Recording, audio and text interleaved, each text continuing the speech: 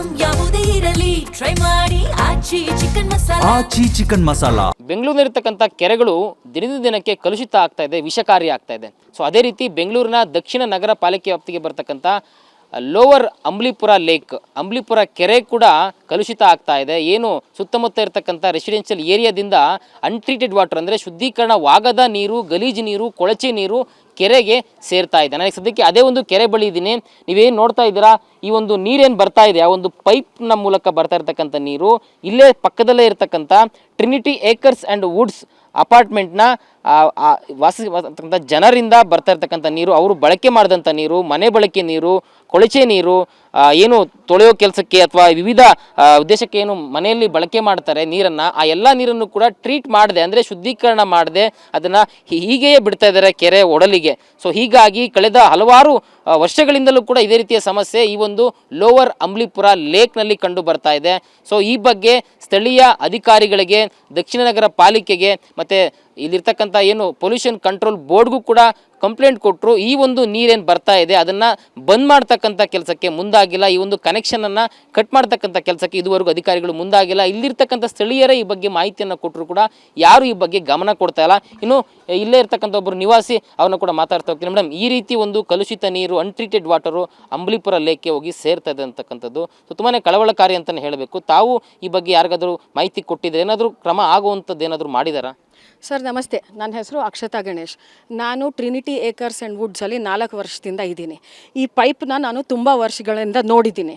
ನಾನು ಮತ್ತು ನನ್ನ ನೇಬರ್ ಆಗಿರೋ ರೋಹಿತ್ ಗುಪ್ತಾ ಅವರು ಈ ಕರೆಂಟ್ MC ಈಗ ಸದ್ಯದಲ್ಲಿ ಮ್ಯಾನೇಜ್ಮೆಂಟ್ ಕಮಿಟಿನಲ್ಲಿ ಯಾರು ಪೋಸ್ಟ್ ಹೋಲ್ಡ್ ಮಾಡ್ತಾ ಇದ್ದಾರೆ ಅಲ್ಲಿ ಮಾಧವಿ ಗುಪ್ತಾ ಅನ್ನೋರು ಪ್ರೆಸಿಡೆಂಟ್ ಪೋಸ್ಟಲ್ಲಿದ್ದಾರೆ. ಟ್ರೆಜರರ್ ಪೋಸ್ಟಲ್ಲಿ ಜಯ ಖೇತಾನ್ ಅನ್ನೋರಿದ್ದಾರೆ ಮತ್ತು ಸೆಕ್ರೆಟ್ರಿ ಪೋಸ್ಟಲ್ಲಿ ಅಕ್ಷತ್ ಮಿಶ್ರಾ ಅನ್ನೋರಿದ್ದಾರೆ. ಇವ್ರು 3 ಜನರಿಗೂ ನಾವು 9 ತಿಂಗಳಿಂದ ಹೇಳ್ತಾನೆ ಇದ್ದೀವಿ ದ್ಯಾಟ್ ಈ ಅಂಬ್ಲಿಪುರಕ್ಕೆ ನಾವು ನಮ್ಮ ಅಪಾರ್ಟ್ಮೆಂಟ್ ಒಳಗಡೆಯಿಂದ ಬಿಡ್ತಾ ಇರೋ ಪೈಪು, ಅದರಿಂದ ಹೋಗ್ತಾ ಇರೋ ಅನ್ಟ್ರೀಟೆಡ್ ಆ್ಯಂಡ್ ಕಂಟ್ಯಾಮಿನೇಟೆಡ್ ವಾಟರು ಅದು ತಪ್ಪು, ಜಲಮಾಲಿನ್ಯ ಆಗ್ತಾ ಇದೆ, ವಾಟರ್ ಪೊಲ್ಯೂಷನ್ ಆಗ್ತಾ ಇದೆ. ಇಲ್ಲಿ ತುಂಬ ಅಕ್ವಾಟಿಕ್ ಬಾಡೀಸ್ ಇದೆ, ಕ್ರೇನ್ಸ್, ಹೆರಾನ್ಸ್ ಮತ್ತು ತುಂಬ ಮೈಗ್ರೇಟರಿ ಬರ್ಡ್ಸ್ ಕೂಡ ಇಲ್ಲಿ ಬರ್ತಿದೆ.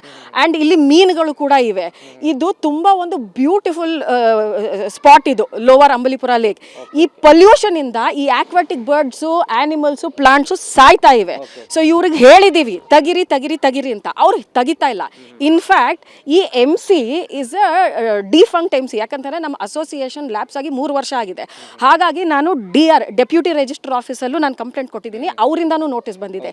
KSPCB Karnataka state pollution control board ಅವರೇ ಮೇನು, ಅವ್ರಿಗೆ ಕಂಪ್ಲೇಂಟ್ ಕೊಟ್ಟಿದ್ದೀನಿ. ಅವರು ನೋಟಿಸ್ ಹಾಕ್ಬಿಟ್ಟು ಫಾಲೋ ಅಪೇ ಮಾಡಿಲ್ಲ.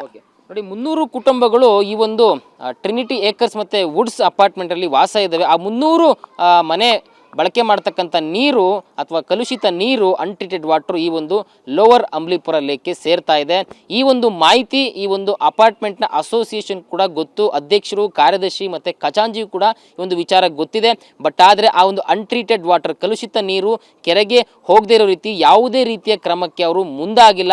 ಇದೇ ರೀತಿ ತಮ್ಮ ನಿರ್ಲಕ್ಷ್ಯವನ್ನು ಮುಂದುವರಿಸ್ತಾ ಇದ್ದಾರೆ. ಹೀಗಾಗಿ ಈ ಒಂದು ಕೆರೆ ಏನು ಸುತ್ತಮುತ್ತ ಇರತಕ್ಕಂಥ ನಿವಾಸಿಗಳಿಗೆ ಬಳಕೆ ಆಗಬೇಕಾಗಿತ್ತು, ಅವರಿಗೆ ಯೂಸ್ಫುಲ್ ಆಗಬೇಕಾಗಿತ್ತು.